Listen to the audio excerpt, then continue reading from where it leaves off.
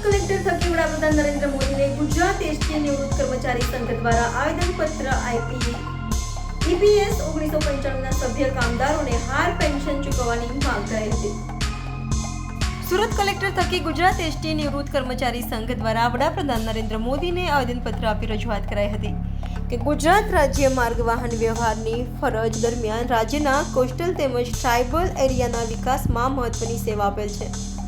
વાવાઝોડું, અતિવૃષ્ટિ, રાજ્યની અશાંત પરિસ્થિતિમાં જાનના જોખમે સેવા આપી પરિવારની ચિંતા કર્યા વગર સરકારની પ્રતિષ્ઠા સચવાય અને રાજ્યમાં સાનુકૂળ પરિસ્થિતિ અને વિકાસમય વાતાવરણ રહે તેવી સેવા આપ્યા બાદ નિવૃત્તિ થયા પછી ઈપીએસ 1995ની યોજના દ્વારા મળતા પેન્શનની રકમથી પરિવારને 2 સમયનું ભોજન પ્રાપ્ત થાય તેટલું પણ પેન્શન મળતું નથી, જેને કારણે નિગમના નિવૃત્ત કર્મચારીની સ્થિતિ દયાજનક બનેલ છે। વયોવૃદ્ધ ઉંમરને કારણે નાની મોટી બીમારીની સારવાર પણ આ પેન્શનના રકમમાંથી થઈ શકતી નથી। આ સ્કીમના સભ્ય વયમર્યાદાને કારણે નિવૃત્ત થતાં તેમને મળેલી રકમ જોતા 700 થી 2500 સુધીની મર્યાદિત રકમ જ મળે છે। આ મોંઘવારીમાં આ રકમમાંથી નિવૃત્ત કર્મચારી તેમજ તેની પત્નીનું દૈનંદિન જીવન અત્યંત થાય ખરું દૈનિક જીવન વ્યતીત થાય ખરું। દેશભરમાં ઈપીએસના સભ્યો એવા અંદાજિત 68 લાખથી વધુ છે। આ કર્મચારીઓએ પોતાના પગારમાંથી નિયમિત રીતે ઈપીએસ સ્કીમ મુજબનો ફાળો જમા કરાવેલ છે।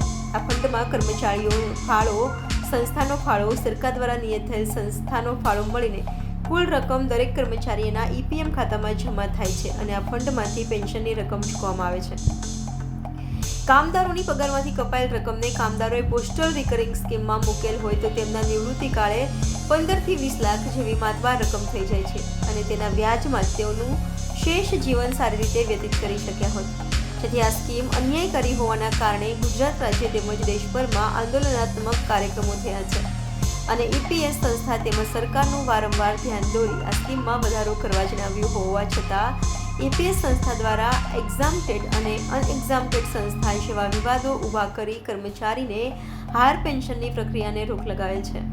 આમ કોઈ ન્યાયિક નિર્ણય ન થતાં અંતે સુપ્રીમ કોર્ટ અસંખ્ય પિટિશનો થવા પામેલ છે। આ પિટિશનોમાં પણ સુપ્રીમ કોર્ટે સમયાંતરે આ સ્કીમમાં સુધારા માટેના સૂચનો, હુકમો પણ કરેલ છે।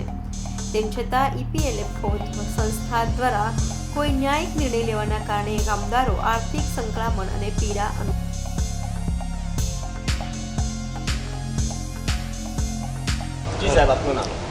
ગુજરાત એસટી નિવૃત્ત કર્મચારી સંઘના હોદ્દેદાર મંત્રી તરીકે ફરજ બજાવું છું અને મારું નામ કાંતિલાલ નરોત્તમભાઈ પટેલ છે।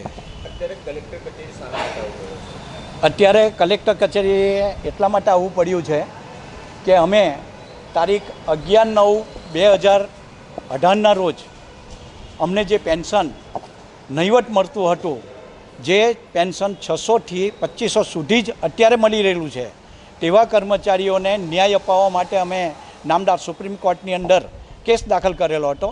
તેનો જજમેન્ટ તારીખ 4/10/2022ના રોજ આવેલ હોવા છતાં 1 વર્ષને 11 મહિના થઈ ગયા હોવા છતાં પણ એક પણ કર્મચારીના ખાતામાં પૈસા જમા થયા ન હોય, જેથી ન્યાય મેળવવા માટે અમે કલેક્ટર સાહેબને આવેદનપત્ર આપવા આવેલા છે।